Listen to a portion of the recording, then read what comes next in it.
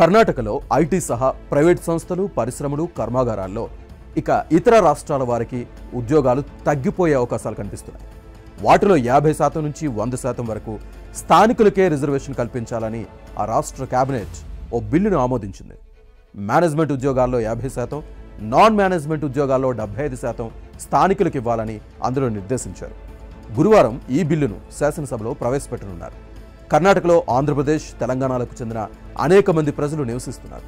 ముఖ్యంగా బెంగళూరులో ఐటీ సహా పలు ప్రైవేట్ సంస్థల్లో పెద్ద సంఖ్యలో ఉద్యోగాలు చేస్తున్న సంగతి తెలిసిందే. అయితే తమ రాష్ట్రంలోని సంస్థల్లో స్థానికులకే ఉపాధి అవకాశాలు ఇవ్వాలని కన్నడ సంఘాలు చాలా కాలంగా డిమాండ్ చేస్తున్నాయి. ఈ నేపథ్యంలో సోమవారం జరిగిన మంత్రివర్గ సమావేశంలో ప్రైవేటు ఉద్యోగాల్లో స్థానికులకు రిజర్వేషన్ కల్పిస్తూ సీఎం సిద్ధరామయ్య నేతృత్వంలోని కాంగ్రెస్ ప్రభుత్వం నిర్ణయం తీసుకుంది.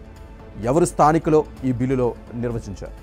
కర్ణాటకలో జన్మించిన వారు, 15 ఏళ్లుగా ఆ రాష్ట్రంలోనే నివసిస్తున్న వారు, కన్నడ భాషలో మాట్లాడే, చదివే, రాసే నైపుణ్యం ఉండి రాష్ట్ర నోడల్ ఏజెన్సీ నిర్వహించే అర్హత పరీక్షలో నెగ్గిన వారిని స్థానిక అభ్యర్థిగా పరిగణిస్తారు.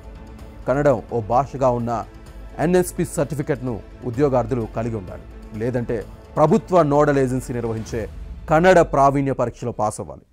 అర్హతలున్న స్థానిక అభ్యర్థులు దొరక్కపోతే చట్ట నిబంధనల సడలింపునకు ప్రైవేటు పరిశ్రమలు, సంస్థలు ప్రభుత్వానికి దరఖాస్తు చేసుకోవాలి.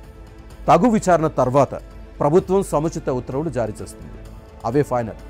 అర్హతలున్న స్థానికులు లేకపోతే ఆయా సంస్థలు సర్కారు సహకారంతో 3 ఏళ్లలో స్థానిక అభ్యర్థులకు శిక్షణ ఇచ్చేలా చర్యలు తీసుకోవాలి.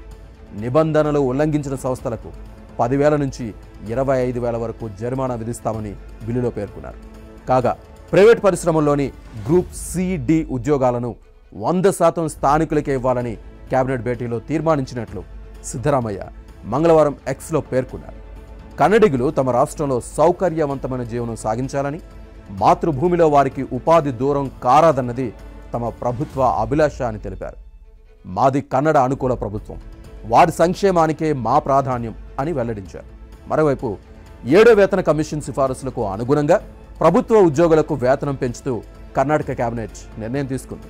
31% కరువు భత్యాన్ని మూల వేతనంతో కలపడంతో పాటు 27.5% ఫిట్మెంట్ ఇవ్వాలని కమిషన్ సిఫార్సు చేసింది. పెంచిన వేతనాలు ఆగస్టు నుంచి అమల్లోకి రానున్నాయి.